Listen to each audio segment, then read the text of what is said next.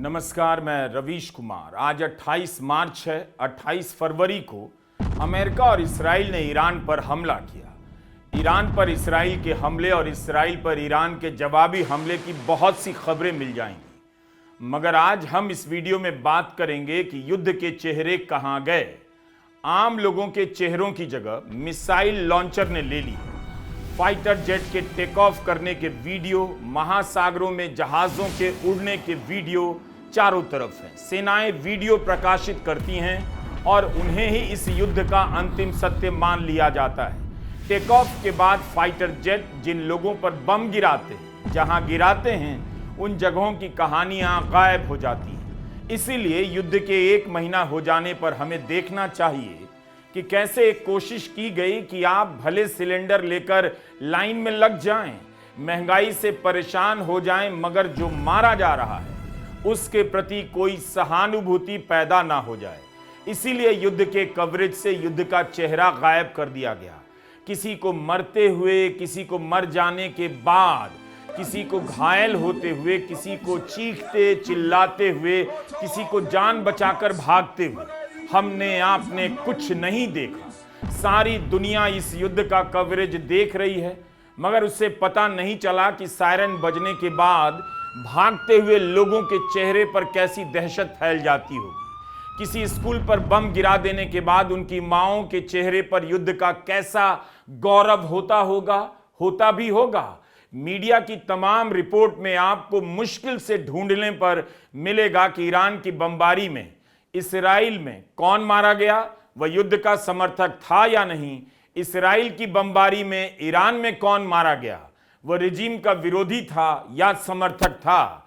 चूंकि बात प्रेस की हो रही है, तो इन पत्रकारों को याद कीजिए जिन्हें आप अब तक भूल गए होंगे। ये सारे चेहरे गजा में मारे गए पत्रकारों के हैं। गार्डियन अखबार ने अपने वेबसाइट पर गजा में मारे गए पत्रकारों के लिए अलग से पेज बनाया है। इस पेज पर सबके नाम हैं, सबकी तस्वीरें हैं। जिनकी तस्वीरें नहीं हैं, उनकी जगह पर प्रेस का बुलेट प्रूफ जैकेट है। ये वो बहादुर पत्रकार हैं जिन्होंने गजा के निहत्थे लोगों के बीच खड़े होकर गजा पर बमबारी की रिपोर्टिंग की और खुद भी मारे गए। गजा में क्या हो रहा था, दुनिया जितना भी जान पाई इन साहसिक पत्रकारों की वजह से। गजा में कैसे परिवार के परिवार खत्म कर दिए गए, उनके नाम क्या थे, आपने इन्हीं की वजह से जाना। उनके चेहरे क्या थे, आपने इन्हीं की वजह से पहचाना। सब रिपोर्ट कर रहे थे। पत्रकारों की सुरक्षा से जुड़ी संस्था सीपीजे के अनुसार गजा में अब तक 250 से अधिक पत्रकार मारे जा चुके हैं। अनस अल शरीफ, हमजा, मुस्तफ़ा थुरैया, फातिमा हस्सुना, हुसाम अल मसरी, मरियम अबू दक्का, मोहम्मद सलामा। पत्रकारों की संस्था कमेटी टू प्रोटेक्ट जर्नलिस्ट के अनुसार 2023 से 25 के बीच इसराइल ने 203 पत्रकारों की हत्या की है। गजा के निहत्थे लोगों के लिए इन पत्रकारों ने रिपोर्टिंग की। रिपोर्टिंग के दौरान उन पर बम गिर गए, गोलियां चल गईं, लेकिन वे टिके रहे। जब तक अंतिम सांस रही, बोलते रहे। इसराइल ने उस वक्त इंटरनेशनल पत्रकारों को गजा जाने से रोक दिया था। युद्ध की रिपोर्टिंग के नाम पर जब कोई पत्रकार हीरो बनना चाहे, तो उसे गजा के पत्रकारों के बारे में जरूर बताइएगा। हमने गजा में मारे गए पत्रकारों की तस्वीरें क्यों दिखाई? क्योंकि ये किसी के प्रतिनिधि नहीं थे। जितने थे सभी मारे गए। इनमें से किसी एक का फोटो लगाकर बार बार नहीं बताया गया कि बाकी 249 भी मारे गए हैं, बल्कि गार्डियन अखबार ने अपने वेबसाइट पर ज्यादा से ज्यादा सबकी तस्वीरें लगाई हैं। आप सबके बारे में कुछ ना कुछ जान सकते हैं। ईरान ने मिनाब में मारी गई बच्चियों की तस्वीरों को जारी किया। इनके पोस्टर बनाए। यह घटना थी भी भयानक, मगर इसी को या 9 सैनिकों को ईरान में मारे जा रहे लोगों का प्रतिनिधि बना दिया गया, जबकि ईरान में 2000 से अधिक लोग मारे गए। उनकी कहानी, उनके नाम हमारे सामने नहीं। जिन घरों पर बम गिरा, जो बच गए, वो अपने घरों के बारे में क्या सोचते हैं हम नहीं जानते। ईरान की बच्चियों की मौत को भी सिर्फ इस तरह की तस्वीरों तक सीमित रखा गया या फिर जनाजे के वीडियो तक। खुद ईरान ने भी उन परिवारों की बात बाहर नहीं आने दी जिन्होंने इन बच्चियों को खो दिया। बच्चों की फिल्मों के बारे में ईरान के फिल्मकारों की महारत मानी जाती है। Children of heaven, where is the friends house, the colour of paradise, the white balloon. उसी देश में स्कूली बच्चियों की मौत हुई, लेकिन कहीं से कोई रिपोर्ट ऐसी नहीं आई जो इस अपराध के जुल्म को ठीक से बयान करती हो। इसकी जगह बच्चियों की तस्वीरों, उनके स्कूल बैग, किताबों या एआई तस्वीरों से जज्बात को उभारा जा रहा है। ईरान की तरफ से बार बार एआई से बनाए गए वीडियो जारी किए जा रहे हैं। किस तरह से ट्रंप हमला करने वाले हैं और किस तरह से ट्रंप के हमले का जवाब दिया जाएगा, इनमें बहादुरी को वर्चुअल बनाया जा रहा है। इन सभी कहानियों पर आप देखेंगे सरकार का ही कंट्रोल है। ईरान के विदेश मंत्री या ईरान का दूतावास इन्हें जारी करता है, ईरान का मीडिया भी। ईरान की सड़कों पर घूम रहा कोई पत्रकार नहीं। मुमकिन है ईरान के भीतर छपता हो, लेकिन जिन मीडिया संस्थानों की रिपोर्ट इस वक्त देखी पढ़ी जा रही है, उनमें पत्रकारों की नज़र से कहीं कोई कहानी नज़र नहीं आती। गजा में जब बच्चों पर बमबारी होने लगी, तब दुनिया भर में उनके नाम को बचाने की कोशिश की गई। अमेरिका के हार्वर्ड यूनिवर्सिटी की भीगती दोपहरी में छात्र प्लास्टिक की इस पट्टी पर उन बच्चों के नाम लिखे जा रहे थे और पुकार रहे थे। इन सबसे गजा को लेकर दुनिया भर में सहानुभूति फैली और कई शहरों में प्रचंड प्रदर्शन हुए। आज भी अमेरिका में ट्रंप के खिलाफ महाप्रदर्शन होने जा रहा है। इस प्रदर्शन का नाम नो किंग है, जिसमें बड़ी संख्या में लोग जुटेंगे और आइस पुलिस के अलावा ईरान पर हमले का विरोध करेंगे। Khalil Abdullah Abu Hayya, 3 years old. Abdul Hamid Muhammad Abdul Hamid Ashur, 3 years old. Abdullah Khalil Abdullah Abu Hayya, 2 years old. Hamza Muhammad Abdul Hamid Ashur, less than 1 years old. इसी Iran के शहरों में जनवरी के प्रदर्शनों में जब हजारों लोगों की मौत हुई, तब पश्चिम के मीडिया में भूचाल आ गया। आंकड़े छपने लगे कि ईरान की सेना और पुलिस ने कितने नागरिकों की हत्या कर दी है। चोरी छिपे ईरान के शहरों के मुर्दा घरों से वीडियो लीक होने लगे, जिसमें लाशों को काले कपड़ों में लिपटा हुआ दिखाया गया। जनवरी में जिस सरकार ने आम लोगों की मौतों को छिपाया, आज वही सरकार अमेरिका और इस्राइल के हमले में हुई मौतों को अपने हिसाब से दिखा रही है। और वही पश्चिम का मीडिया जो ईरान के भीतर लोकतांत्रिक अधिकारों की बात कर रहा था, ईरान पर बेवजह बमबारी और मौत के तांडव की रिपोर्टिंग से दूर हो गया है। एक सीएनएन का रिपोर्टर गया था जो वहां पर घूमकर दिखा रहा था, सब नॉर्मल है, सड़कों पर गाड़ियां चल रही हैं, लोग कॉफी पी रहे हैं। इस्राइल भी ठीक यही कर रहा है। वहां पर 5000 से अधिक लोग घायल हैं, मगर उनकी कहानी के बारे में वहां के अखबारों से कुछ खास पता नहीं चलता। दुनिया भर के विश्लेषण हैं, मगर इन घायलों पर क्या बीत रही है उनकी कहानी नहीं। सिर्फ नेता का चेहरा है। इस्राइल दिन रात ईरान के भीतर बमबारी कर रहा है, मगर उसने इसे लेकर प्रोपेगेंडा वीडियो नहीं बनाया कि ईरान के भीतर उसने कैसी तबाही मचाई है। क्यों नहीं बनाया होगा? क्या इसका एक जवाब यह हो सकता है कि इस्राइल को लगा होगा कि अगर ईरान के भीतर की तबाही को कामयाबी बताकर दिखाएंगे तो दुनिया का जनमत ओपिनियन उसके खिलाफ हो सकता है। वैसे इस बात से इस्राइल को कोई फर्क नहीं पड़ता। आदमी का मारा जाना अब बड़ी खबर नहीं, एसेट का नुकसान होना बड़ी खबर है। एसेट नेशनल लॉस है और इंसान ह्यूमन लॉस भी नहीं। 26 मार्च को वॉल स्ट्रीट जर्नल ने एक रिपोर्ट छापी कि अमेरिका की सेना के कौन कौन से एसेट्स युद्ध में खत्म हो गए या क्षतिग्रस्त हुए। इस लेख में अरबों रुपए के सैनिक सामानों के नष्ट होने की चिंता की गई है। इन्हें एसेट्स कहा जाता है। लेकिन जब फॉक्स न्यूज पर ट्रंप से पूछा गया क्या ईरान में लोगों के पास खाने और पीने के साधन हैं, तो जवाब में ट्रंप उस एंकर से कहते हैं, आप बेहद खूबसूरत हैं। याद है कई साल पहले जब हम ट्रंप टावर में लंच के लिए मिले थे, आप तब से भी ज्यादा खूबसूरत हो गई हैं। मेरा फोकस इस बात पर है कि एक सायास कोशिश की गई कि आप किसी भी तरह से युद्ध के विनाश को लेकर संवेदनशील ना हो, किसी की मौत से विचलित ना हो। इसलिए युद्ध की खबरों से उस इंसान की मौत या घायल होने की सूचना गायब कर दी गई जिसे लोकतंत्र से लेकर आजादी उपलब्ध कराने के लिए ईरान पर बमबारी की जा रही है। युद्ध की क्रूरताओं को कौन छिपा रहा है? मीडिया छिपा रहा है। युद्ध की रिपोर्टिंग का लंबा चौड़ा इतिहास रहा है। अच्छा और बुरा दोनों मोर्चे पर गए पत्रकारों ने इंसानी जिंदगी की ऐसी ऐसी कहानियों को दर्ज किया कि नेताओं पर भी असर पड़ गया। अपने दुश्मन को भी इंसान की नजरों से उन्होंने देखा। आपने दो शब्द सुने होंगे, ह्यूमनाइज और डीह्यूमनाइज। युद्ध में हमेशा कोशिश होती है कि इसके असर को डीह्यूमनाइज कर दिया जाए, मतलब मारे जा रहे लोगों का हाल सुनकर आप उनकी तरह महसूस ना करें, उनसे आपका कोई जुड़ाव ना हो, युद्ध के विरोधी ना हो जाए। इसलिए डीह्यूमनाइज करने का खेल मीडिया और स्टेट मिलकर हमेशा से खेलते रहे। और दूसरी कोशिश होती है ह्यूमनाइज करने की। ये सरकार नहीं करती बल्कि कुछ अच्छे पत्रकार करते हैं। इंसान की कहानियों को इस तरह से सामने लाते हैं कि हुकूमत की क्रूरता जनता के बीच दिख जाए और लोग सोचने लगे कि बम गिराने से जिंदगियां कब तक तबाह होती रहेंगी। वियतनाम युद्ध के समय की रिपोर्टिंग पर डैनियल हेलिन ने अपनी किताब the uncensored war, the media and Vietnam में दिखाया है कि कैसे टीवी न्यूज ने युद्ध को भड़काया, हां में हां मिलाते हुए अमेरिका की सरकार का साथ दिया। टीवी के कवरेज ने शत्रुओं का अमानवीयकरण किया, डीह्यूमनाइज किया। उन्हें कीड़े मकोड़े कहा गया, वर्मिन कहा गया, ऐसे कीड़े मकोड़े और जानवर जिन्हें मार देना चाहिए।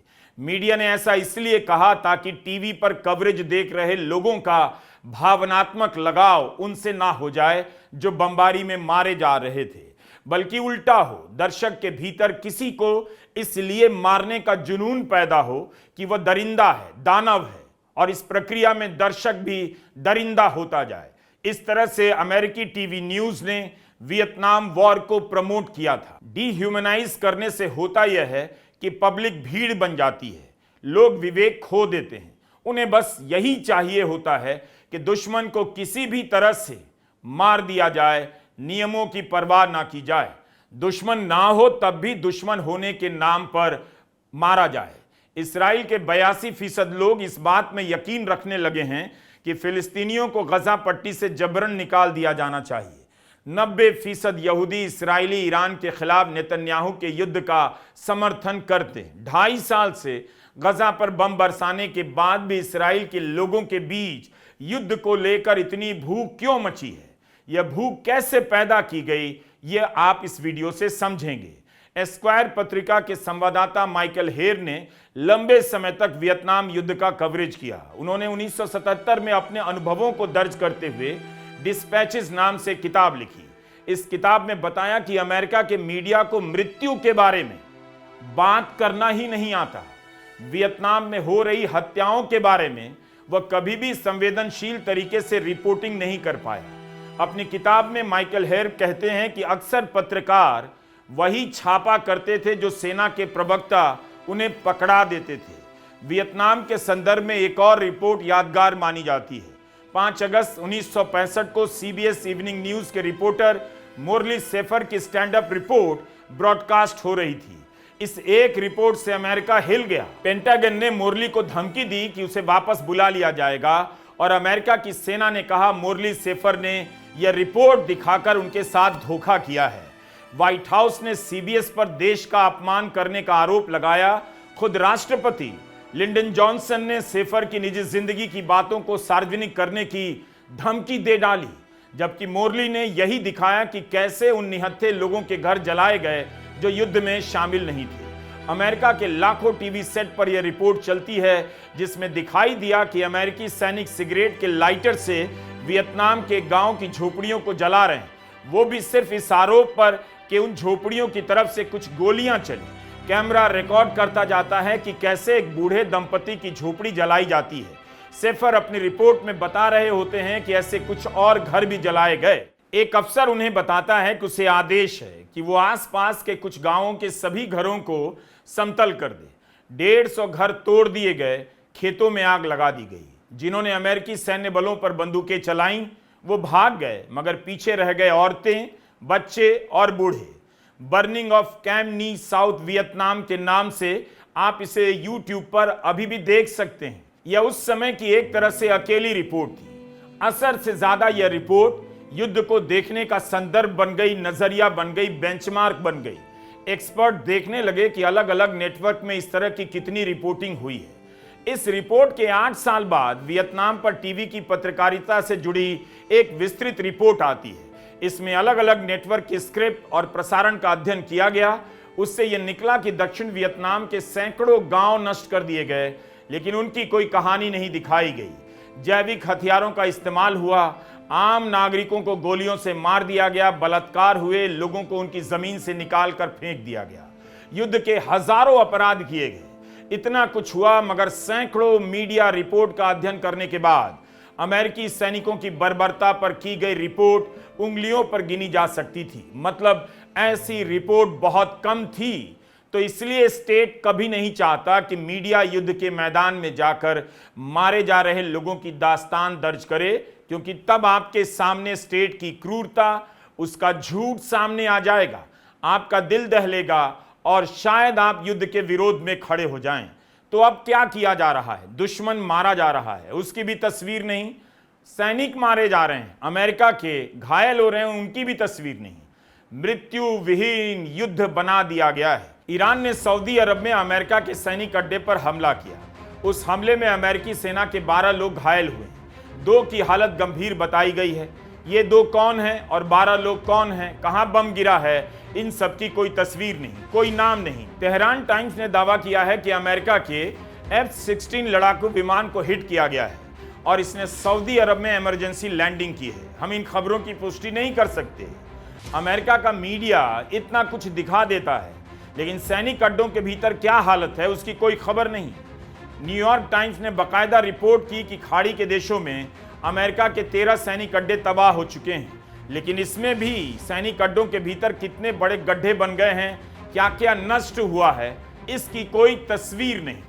अब तो पत्रकार ही सीन से गायब हैं और पत्रकार सीन को गायब भी कर देते हैं। सैनिक अधिकारी रिपोर्ट करने लगे हैं। ईरान की मिसाइल के हमले के बाद सेना के अधिकारी और नेता घटना स्थल पर पत्रकारों की तरह रिपोर्टिंग करते हुए कहने लगे कि यही हाल यूरोप का हो सकता है। पत्रकारों को वहां तक जाने की अनुमति नहीं, लेकिन सैनिक अधिकारी पत्रकार का काम कर रहा है। यूरोप के शहरों का नाम लेकर कह रहा है, रोम, पेरिस में भी यह हो सकता है।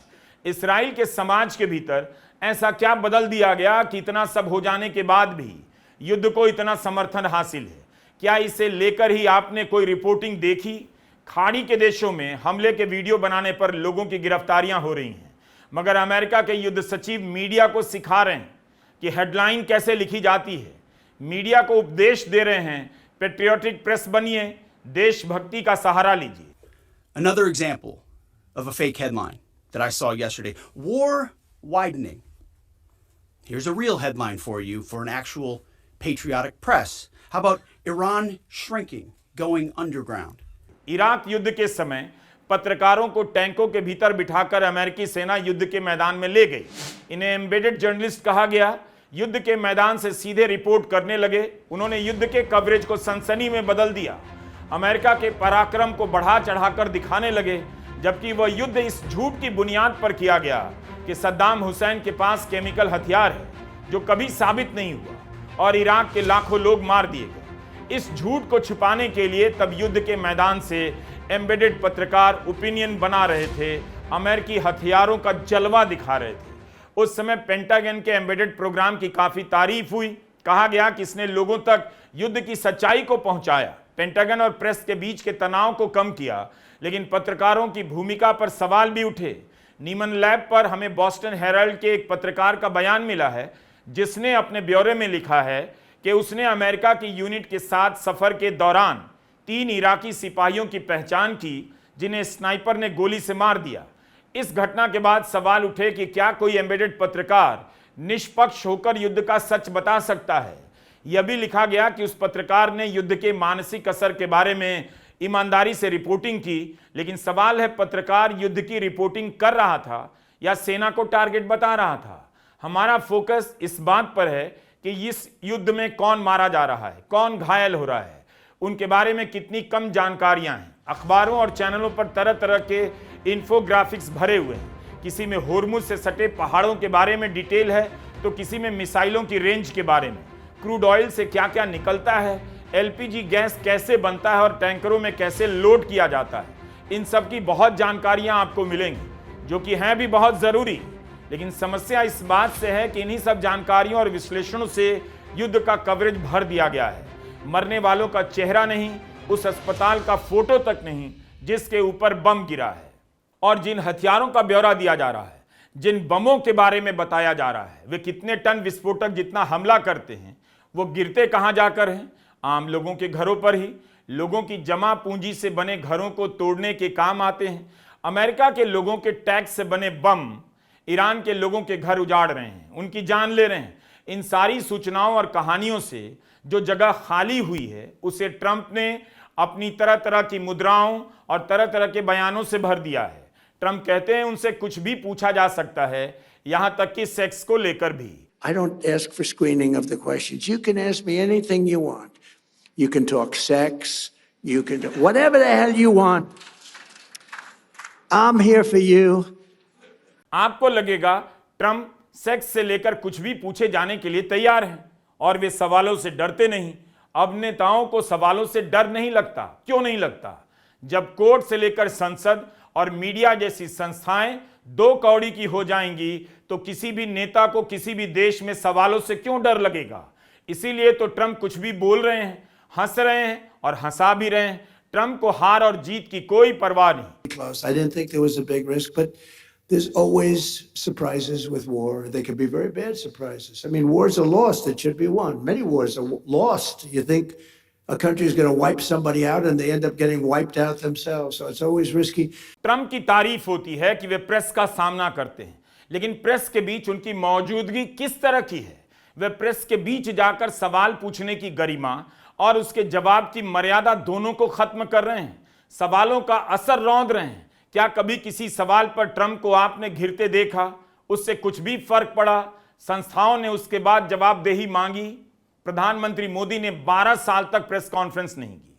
उन्होंने दूरी बनाकर सवालों और जवाबदेही की मर्यादा को खत्म कर दिया। लेकिन ट्रंप वही काम प्रेस के बीच जाकर कर रहे हैं। अमेरिका के पत्रकार टकर कार्लसन ने एलेक्सिस ब्लूम की 2024 में बनी एक डॉक्यूमेंट्री अपने प्लेटफॉर्म पर रिलीज की है, द बीबी फाइल्स। इसराइल के प्रधानमंत्री नेतन्याहू पर यह फिल्म बनी है। इसराइल में यह फिल्म बैन है। इसमें नेतन्याहू के भ्रष्टाचार का पर्दाफाश किया गया है। बताया गया है कि कैसे नेतन्याहू ने अमेरिका को इस युद्ध में खींचा। टकर कार्लसन इसराइल पर हमास के हमले को लेकर सवाल पूछ रहे हैं।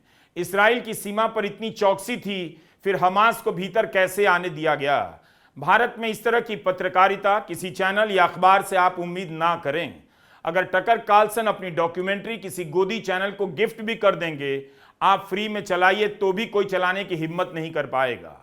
इस युद्ध को लेकर भारत के प्रेस का दिवालियापन आपको नजर आ रहा होगा। 1 अरब 40 करोड़ की आबादी वाले इस देश के प्रेस का क्या रोल रहा युद्ध और युद्ध के अपराधों को उजागर करने में? यह सवाल खुद से पूछिए। अखबारों के पन्नों को उलट कर देखिए। इस 1 महीने में आप फिर से उसके रोल की समीक्षा कर सकते हैं। आज भी भारत का कोई मीडिया इस तरह की रिपोर्ट करने की योग्यता नहीं रखता, जिसे देखिए कीर्तन गायक बनने के लिए मारा जा रहा है। ईरान ने दावा किया है कि इसराइल और अमेरिका ने उसके स्टील प्लांट पर हमला किया है। ईरान दुनिया में स्टील का 10वां सबसे बड़ा उत्पादक है। उसका कहना है कि उसके बुनियादी ढांचों को बर्बाद किया जा रहा है। साथ ही साथ दक्षिणी ईरान के लारिस्तान में सब्जी मंडी पर हमला हुआ। ईरान का कहना है कि इसकी फूड सप्लाई चेन पर हमला हुआ है ताकि भूख से बेचैन होकर लोग विद्रोह करें। ईरान में मेडिकल सेवाएं किस तरह से प्रभावित हुई हैं, इसकी कोई जानकारी नहीं। माशहद या शिराज जैसे शहरों की सड़कों पर क्या हालात हैं, इसकी तस्वीरें मिल पाना मुश्किल है। बेरूत की बर्बादी की तुलना गजा की बर्बादी से की जा रही है। गजा में भी वही हुआ। अस्पताल से लेकर उन बेकरी पर बम गिराए गए जिनकी रोटियों से लोग पेट भर पा रहे थे। गजा में भूखमरी और कुपोषण से लोग मरने लगे। प्रेस को वहां तक जाने की अनुमति नहीं दी गई। ईरान और लेबनान में लोग इन दिनों क्या खा रहे हैं, कितना खा रहे हैं, खाने की सप्लाई क्या है, इसकी कोई ग्राउंड रिपोर्टिंग नहीं। इस 1 महीने के कवरेज के दौरान बमबारी से भी ज्यादा ट्रंप का कवरेज हुआ है। कभी हवाई जहाज में पत्रकारों से बात कर रहे हैं, कभी हवाई जहाज में चढ़ने से पहले, कभी उतरने के बाद बात कर रहे हैं। उनके रक्षा सचिव, विदेश सचिव, वाणिज्य सचिव सब के सब प्रेस के सामने नजर आते हैं। प्रेस का कोई रोल नहीं, इसलिए भी प्रेस ने अपना काम छोड़ दिया और जनता ने प्रेस का साथ छोड़ दिया। इसका मतलब है प्रेस की भी औकात नहीं और जनता की औकात भी नहीं। इसलिए एक्सपर्ट के बोलने के बाद भी ईरान को लेकर ट्रंप झूठ बोले जा रहे हैं, उन्हें फर्क नहीं पड़ रहा। You know, I don't like to say this. We've won this. This war has been won. The only one that likes to keep it going is the fake news. I mean, the New York Times, you read the New York Times, it's like we're not winning a war where they have no Navy and they have no Air Force and they have no nothing. इसे इस तरह से समझिए, करगिल युद्ध के समय युद्ध में मारे गए सैनिकों के पार्थिव शरीर को उनके घरों तक ले जाया गया। जिला प्रशासन, राजनेता जाने लगे, टीवी के कवरेज से भावुक माहौल बना, लोग सैनिकों के बारे में भी जान सके। उसी तरह जब पुलवामा में सीआरपीएफ के जवान मारे गए तो मीडिया के कैमरे उनके घरों तक गए। इस प्रक्रिया में आप उनके बारे में थोड़ा जान पाए, उनके घरों में झांक कर देख सके जिन्होंने सरहद पर देश के लिए जान दी। हम आप उन सैनिकों से खुद को जोड़ पाए, लेकिन अब यह तरीका पुराना पड़ता जा रहा है। पहलगाम में आतंकी हमले में मारे गए लोगों के घर सरकार के मंत्रियों से पहले नेता प्रतिपक्ष राहुल गांधी जाते रहे। बाद में प्रधानमंत्री ने भी कुछ परिवारों से मुलाकात की। ईरान पर थोपे गए युद्ध का कवरेज एक और बार दर्शक और पाठकों को जानवर बनाने की कोशिश कर रहा है। मीडिया की कोशिश यही है कि उसे कंट्रोल करने वाले नेता के लिए ऐसी भीड़ पैदा हो जाए जो किसी की जान लेने पर उफ ना करे बल्कि ताली बजाए। सोचिए, और लोग खुद के बारे में भरम पाल कर बैठे हैं। वे संवेदनशील हैं, दयालु हैं, करुणा से ओत एंड प्रोत हैं। जब वे युद्ध के बारे में लापरवाही से बातें करते हैं तो क्या उन्हें पता चलता होगा कि वे भी जानवर हो चुके हैं? बल्कि जानवर भी इंसानों से कहीं ज्यादा संवेदनशील होते हैं। उनकी सबसे बड़ी खूबी है वे बम नहीं गिराते। नमस्कार, मैं रवीश कुमार।